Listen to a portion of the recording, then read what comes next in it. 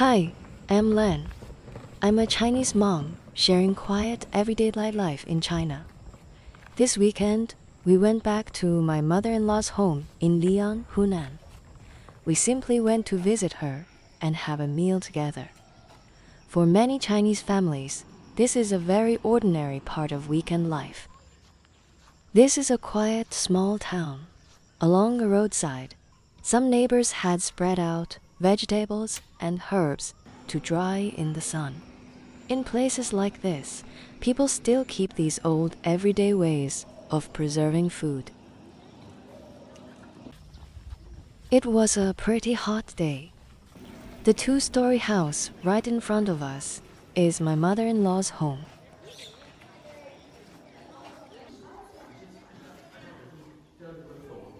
As soon as I walked in, I saw my husband giving our son a little lecture for being slow and dragging his feet. I decided not to get involved, so I went to the kitchen in the back, first to say hello to my mother-in-law. My mother-in-law came over with a smile, holding a freshly made cold purslane salad, and asked me to try it. To be honest, this isn't really my favorite kind of vegetable, but I still wanted to appreciate her kindness.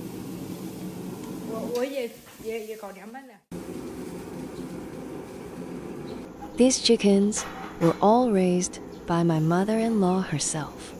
She hatches new chicks from eggs every year, and most of the eggs we eat in daily life come from them. My mother-in-law was stir-frying the duck first, and later she would stew it into a duck soup. Of course, this duck was also raised by her at home. Every time we come back to my mother-in-law's small town on the weekend, I feel life here is slower and more grounded. Food, family, and the seasons are still closely connected. As I listened to my mother-in-law talk about her way of making duck soup, she said dried Chinese yam should be added to make it better. She is really good at cooking authentic Liuyang dishes. I came from another place, but after more than 20 years in this family, my taste has slowly changed without me even noticing. Now, when I cook at home, the dishes I naturally want to make are often Liuyang-style dishes. My son was still in the room, reflecting on his behavior. So my nephew had no choice but to entertain himself for a while. I sat beside my mother-in-law while she was preparing the vegetables, and we chatted for a while.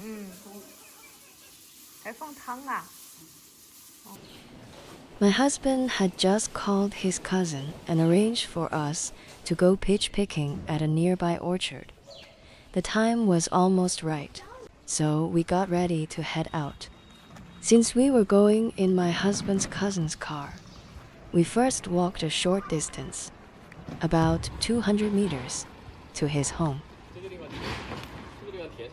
My husband told me that the asphalt road under our feet had been raised by about half a meter. When he was a child, the street used to be at the same level as the ground of the old temple. Later, the road was raised, and the foundations of the newer houses along this old street were also built higher. Of course, not every house on this street has been rebuilt. Some old houses are now empty and no longer maintained, but they still preserve a glimpse of the small town's old appearance. When we arrived at my husband's cousin's home, he was still on the phone. This is the first floor of their house, but what I like most is the small vegetable garden in their yard. In a small town like this, many families still grow a few vegetables beside their homes, and that kind of everyday life always feels very grounding to me.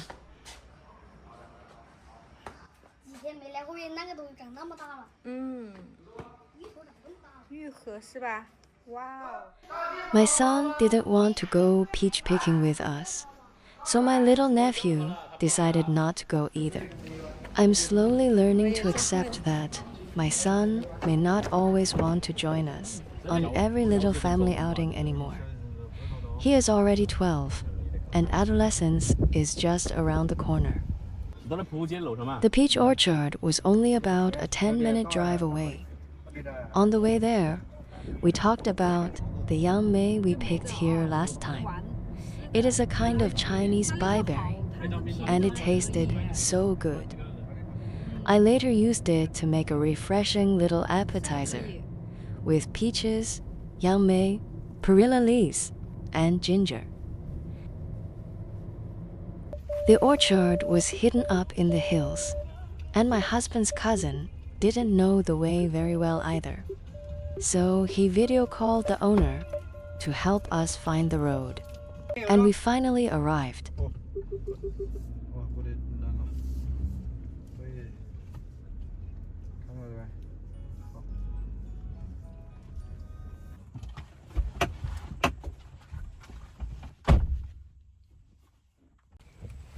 Thank you.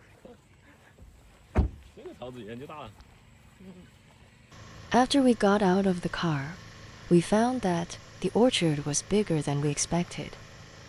But the owner said the peaches were quite small, and the season was almost over. So we decided to walk quickly into the orchard, take a look, and taste the peaches before deciding whether to buy any. Even at 6 in the evening, the sunlight was still bothering my eyes. My husband was walking ahead of me and joking that I should be careful while filming and walking at the same time, or I might fall into the ditch beside the road.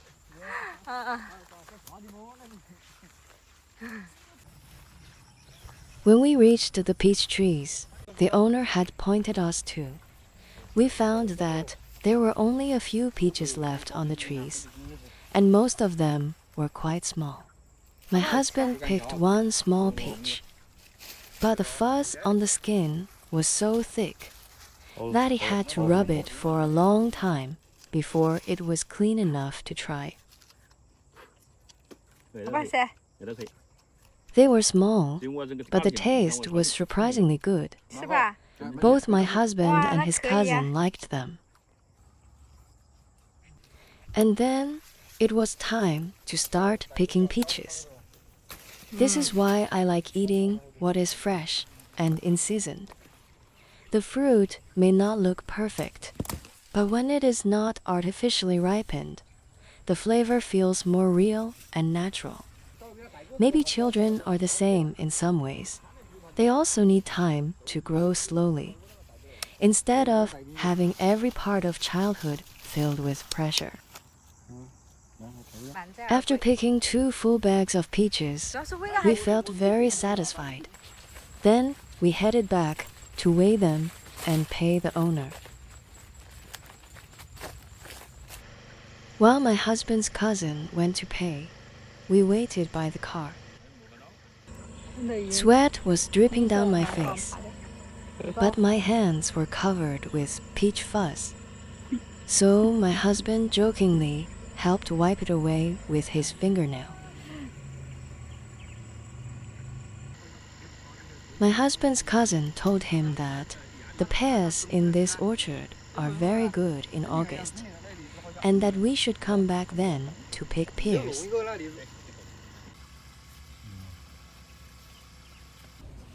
Finally, we started heading back. I guessed my mother-in-law must have been waiting for us for quite a while. These 2 bags of peaches cost 120 yuan, about 18 US dollars. It was not expensive, but to me, they were worth much more than the price. What we brought home was not just fruit, but the taste of the season.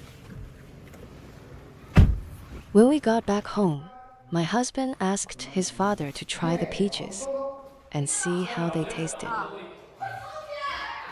How? I went straight to the kitchen to see how dinner was coming along. My mother-in-law had gone to the market early that morning, especially to buy the meat my son, her grandson, likes to eat. In many Chinese families, this is how grandparents quietly show their love.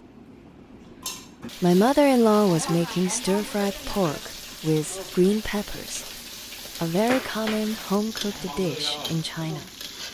She cooked and chatted with me at the same time, while I stood beside her, eating the peaches we had just picked. I wasn't really helping much, but I was there to keep her company.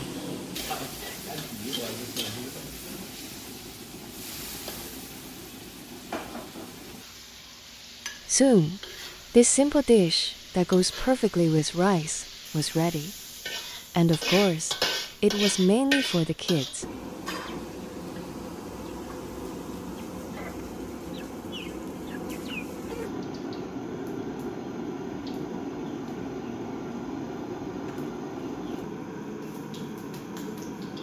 Now, my mother-in-law was frying bullfrog in hot oil. In parts of southern China, this is our popular home-style dish, usually cooked with a strong, savory flavor.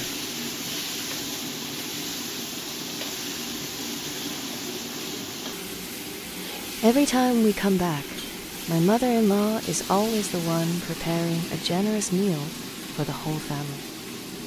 My father-in-law rarely joins in the cooking, partly because he follows a vegetarian Buddhist practice and usually takes care of his own food. They live under the same roof, but over the years, they seem to have formed their own separate rhythms. In a way, my sense of belonging in my husband's hometown comes from my mother-in-law. As long as she is here, there is always someone waiting, cooking, and making this place feel like home. The stir-fried bullfrog was finally ready. For my mother-in-law, this was not just another dish.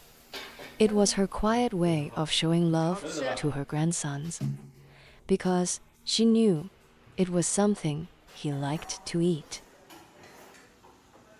It looked like my father-in-law had already finished his own dinner too.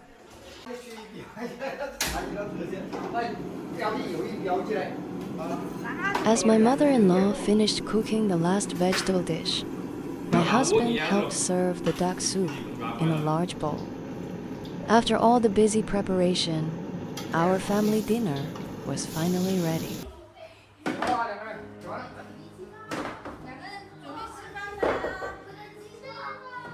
This was just an ordinary weekend back at my mother-in-law's home.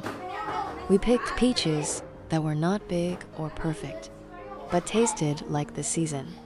We came back to a kitchen where my mother-in-law had been busy preparing dinner for everyone.